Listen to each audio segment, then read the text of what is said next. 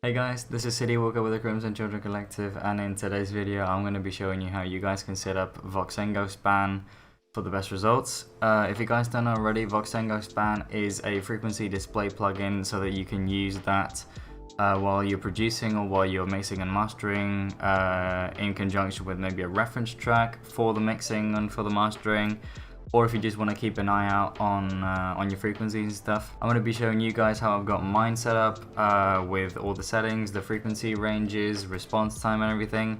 It's only a few settings, but I've got mine configured as a default preset so that every time I drag it into Ableton, into a master channel or a track in particular or anything, then it's always pretty much as I want it, pretty much ready to go. So this is just a blank project with one audio track and with span being the only VST in it. And if we jump right in, this is the window that you guys are going to get greeted with 10 times out of 10. It's a free plugin, so if you guys want to go to the website and grab it, I'll put the link down below. Really simple install. Just install it with all the other VSTs and plugins that you've got and you're pretty much going to be good to go. So straight away I'm going to go into this the cogwheel button right here. And I've only changed two things, I believe. Last I remember, it was only the slope value and the average time.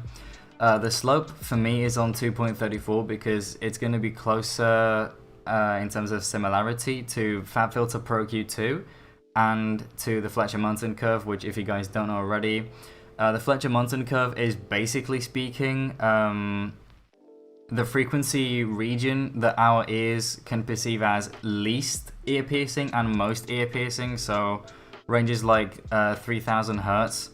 That's normally, if I remember this properly, that's the region where baby's crying, which is like a really annoying sound to the ear.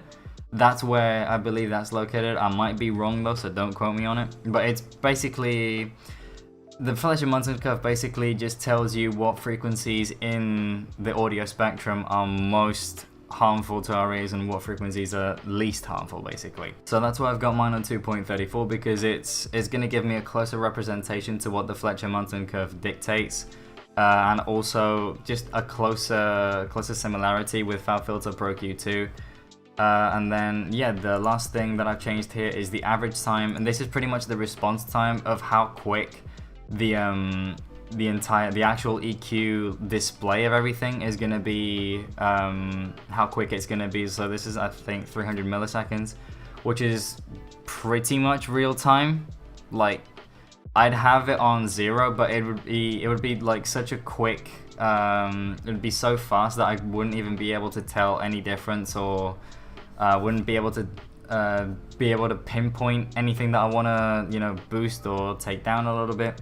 So 300 is just a really nice threshold for me in terms of how quick everything is, but also how slow everything is like the perfect number that I found to be pretty much just right. The slope I would recommend to keep at 2.34, but if you guys want to go with a little bit of a faster time or a slower average time, that all depends on you. I've just found this to be pretty much the perfect one for me, at least because I heavily depend on mixing and mastering as well for everything. I like to mix as I go in the project, so this has just been pretty much the perfect number for me. Yeah, we're pretty much good to go. If we go into preset up here in the top and we just pretty much go into here, you don't need to edit or change any of these drop down menus or anything. You can just do set as default, use this preset as default preset. You can do set as default again, and then every time you open it up again, then you can drag it back in, and there you go. All your settings are pretty much there and ready to rock. So yeah, that's pretty much it, guys. Hopefully you found this helpful. If you have any further questions or anything you want to run by me in terms of any mixing questions or anything,